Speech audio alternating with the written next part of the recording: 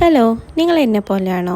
New ഇയറിന് ഇനി കുറച്ച് ദിവസം ഉള്ളൂ എന്ന് അറിയുമ്പോൾ പെട്ടെന്നൊന്ന് ഹെൽത്ത് കോൺഷ്യസ് ആവുന്ന കുറച്ച് വെയിറ്റ് കാര്യങ്ങളൊക്കെ ഒന്ന് റെഡ്യൂസ് ചെയ്യുന്നു. സ്ലീപ്പ് പാറ്റേണും വാട്ടർ ഡ്രിങ്കിങ് പാറ്റേണും സൺലൈറ്റും ഒക്കെ ഒന്ന് റൂട്ടിലോട്ട് കൊണ്ടുവരണം എന്ന് ആഗ്രഹിക്കുന്ന ആളാണോ? ഞാൻ അങ്ങനെ ഒരാളാണ് കേട്ടോ. കഴിഞ്ഞ വർഷവും അതിന് മുന്നത്തെ വർഷങ്ങളൊക്കെ ഈ ഒരു സെയിം പാറ്റേൺ കേട്ടോ.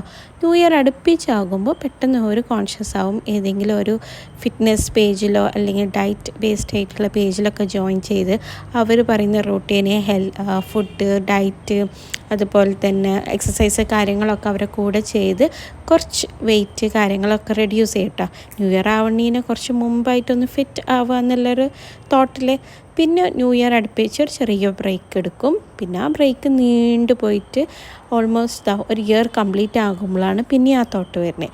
ഈ വർഷം അതുപോലെ തന്നെ ആയിരുന്നു കേട്ടോ. കഴിഞ്ഞ വർഷം ന്യൂ ഇയർ അടുപ്പിച്ച് കുറച്ച് വെയിറ്റ് കാര്യങ്ങളൊക്കെ റെഡ്യൂസ് ചെയ്ത് 2-3 kg ഒക്കെ റെഡ്യൂസ് ചെയ്ത് പിന്നെ ഒരു സാറ്റിസ്ഫാക്ഷനിൽ ഒരു ബ്രേക്ക് എടുത്തതാണ്.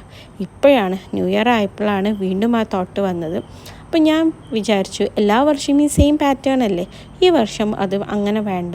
പകരം എനിക്കിപ്പോൾ വിറ്റാമിൻ ഡി ഡെഫിഷ്യൻസി ഉള്ളതുകൊണ്ട് പ്രോപ്പറായിട്ടുള്ള സൺലൈറ്റും അതേപോലെ വാട്ടർ 3 ലിറ്റർ ഓഫ് ഡ്രിങ്കിങ് വാട്ടറും മാത്രം ഫോക്കസ് ചെയ്യുക. അതേപോലെ ഹെൽത്തി ആയിട്ടുള്ള ഫുഡ്, അധികം പുറത്തെ ഹോട്ടൽ ഫുഡൊക്കെ റെഡ്യൂസ് ചെയ്തിട്ട് ഹോം മെയ്ഡ് ഫുഡൊക്കെ കഴിച്ച് ഒന്ന് ഫിറ്റായിരിക്കാം.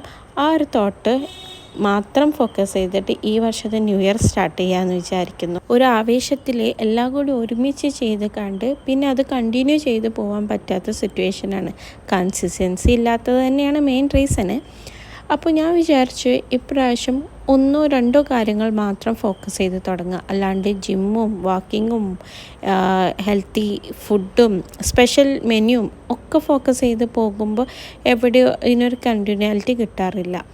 അത് നീണ്ടു പോകാമല്ലോ. ഒരു 2 മാസമൊക്കെ കഴിയുമ്പോഴത്തേനും ഒരു ബ്രേക്ക് വരും, അല്ലെങ്കിൽ കുറച്ച് വെയിറ്റ് റെഡ്യൂസ് ചെയ്യുമ്പോഴേക്കും ഒരു ബ്രേക്ക് വരും. അത് വേണ്ടാന്ന് വിചാരിച്ചിട്ട് ഇപ്രാവശ്യം ഇങ്ങനെ ചെയ്യാൻ വിചാരിക്കുന്നു.